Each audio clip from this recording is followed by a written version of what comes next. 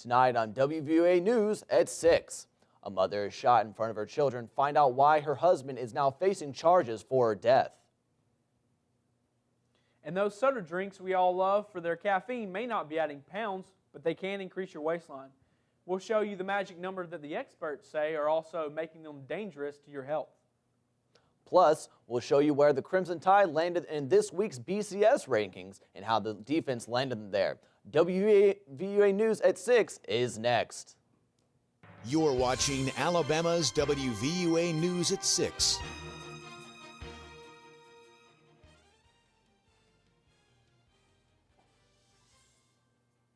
Good evening, I'm Lee Smith. And I'm Paden Lapwing. Police are trying to find out who killed a woman and left her in a Northport trailer park. I know, but like I don't see the anchor 2 right there, and I see the anchor 1 at the bottom, and I think it's him, and I'm just staring off into nowhere. All right, let's go. Let's go. Are we going? Yeah, it's you. Good evening, I'm Lee Smith. And I'm Paden Lapwing. Police are trying to find out who killed a woman and left her in a Northport trailer park. Northport police found the victim's body lying on the ground between 2 trailers at Green Village during the late hours of Saturday night. Authorities identified her as 21-year-old Chastity Michelle Helton. Captain Lloyd Baker of Tuscaloosa Metro Homicide told us witnesses reported that Helton went behind the trailer with 2 individuals when the shots were heard. If you have any information that can aid authorities in this investigation, call the Tuscaloosa County Sheriff's Office at 205-752-0616. Meanwhile, another woman was shot and killed in Tuscaloosa County this weekend, this time by her husband.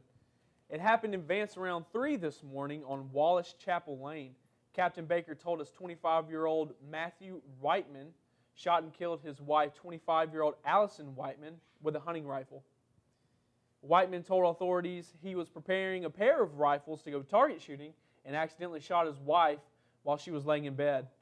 Then later, Whiteman changed his story and told authorities he dry-fired one of the rifles, pointed the second at his wife, and pulled the trigger.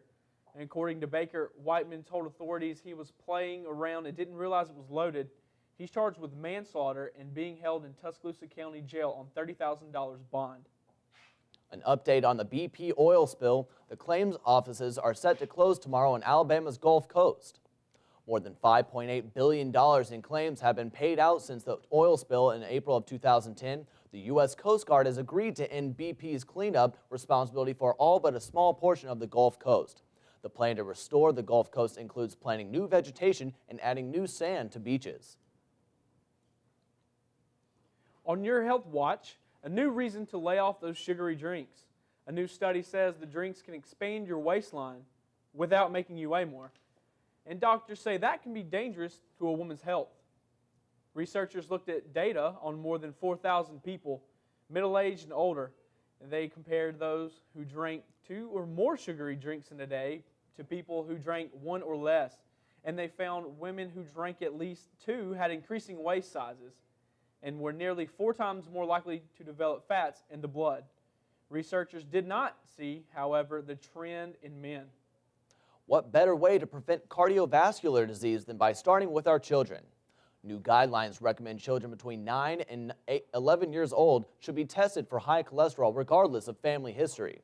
Researchers say they want to fight cardiovascular disease before it starts. The new recommendations also says that people should be retested between the ages of 17 and 21. Old guidelines only screen children who had a family history of high cholesterol and heart disease. The panel also suggests pediatricians use a type of test that doesn't require the kids to fast.